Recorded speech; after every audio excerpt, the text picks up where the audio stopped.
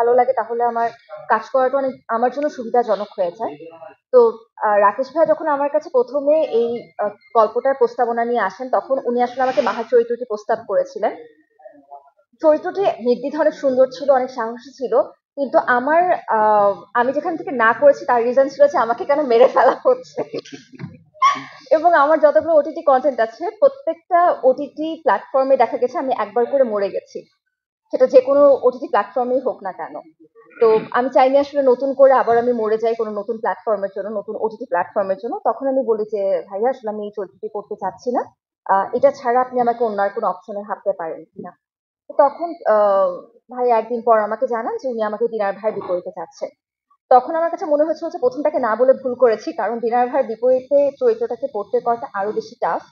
কারণ এটা মনে কিন্তু টাফ এবং একই সাথে ভালোও লাগছিল। আহ, যেখানে দ্বিধা তৈরি হচ্ছিল যে আমার যা বয়স সেই বয়স অনুযায়ী নেহার বয়সটাকে ম্যাচ করতে পারবো কিনা আমি। ভাইয়া কিছুটা ইজি করে দিয়েছেন আর অনেক বেশি আমাকে মানসিকভাবে সাপোর্ট দিয়েছিলেন অনসেটে দিনার ভাই। থ্যাংক ইউ সো মাচ ভাইয়া ফর দ্যাট। আপনি সবসময় আপনার কো আর্টিস্টের সাথে রিহার্সাল করে তাদেরকে একদম সহজ করে নেন। আমার practice. Right. So I'm very glad to be a part of this project. Nonsense আমার পারফরমেন্স নিয়ে আমি কিছু বলবো না, কারণ আমি সবসময় বিলিভ করি আমি প্রচুর অ্যামেচার পারফরমেন্স দিই।